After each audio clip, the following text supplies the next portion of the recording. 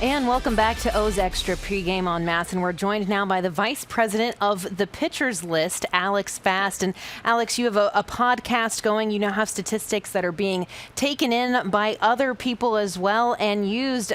Just really explain to us this new and continuing growth in statistics and maybe why some of these advanced ones matter a little more.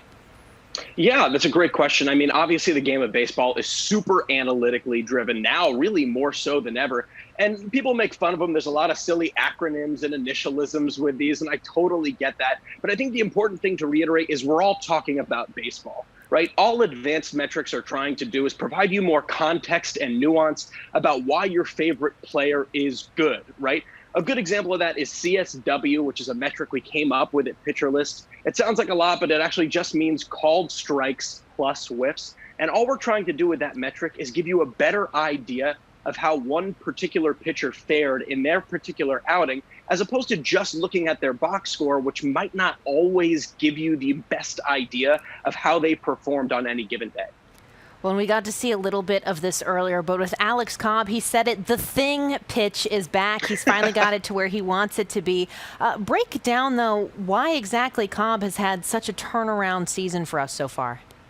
Yeah, the thing is back and it's better than ever. We're looking at an 87-mile-an-hour average velocity. That's the largest since 2014 for him. The 29% swinging strike rate is the third highest in baseball amongst all pitch types. That is huge for Alex Cobb. It really tunnels super well with that fastball. Baseball is such a north-south game right now, but for Alex Cobb, it's really kind of south-south. He sets up that fastball at hitter's knees, drops that splitter in the dirt, and it really is a thing of beauty. On the flip side of that, the Orioles expecting John Means to return to the team here soon. We've seen an uptick in his velocity as he's pushed 96. We're checking about how exactly accurate he's been with that. For you, where is he finding that extra velocity and then pulling in the accuracy with it?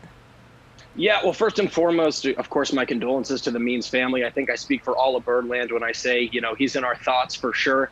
That new velocity has been really exciting. 92 in 2019, sitting at 96 right now. And it really helps him because it sits at the top of the zone, right? That's very beneficial. It sets up his changeup, which was already one of the best changeups in all of baseball last year. It also sets up his curveball and slider. That curveball gets more than a foot of horizontal movement. Really excited to see if he's going to increase the usage moving forward. But yeah, at the end of the day, I can't understate how important that increased fastball velocity is. It's great to see. Well, and of course, when all is said and done, when Means and Cobb exit, it's time to turn it over to the Orioles bullpen. And you as an Orioles fan, we're hoping that you've analyzed them more than most. But you look at Michael Givens and Miguel Castro. What has made them so different this year?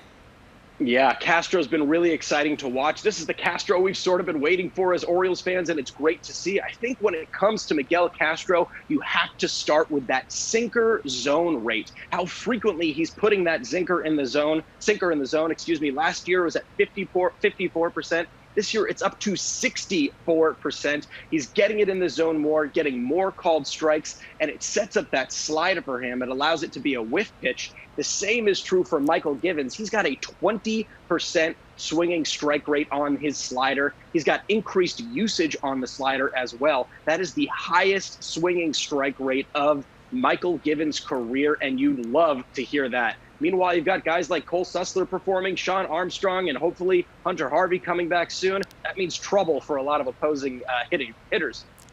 Well, Alex, again, we are just thrilled that you are not only a part of Birdland, but able to break down all of these advanced statistics for us. Again, that's through the Pitchers List.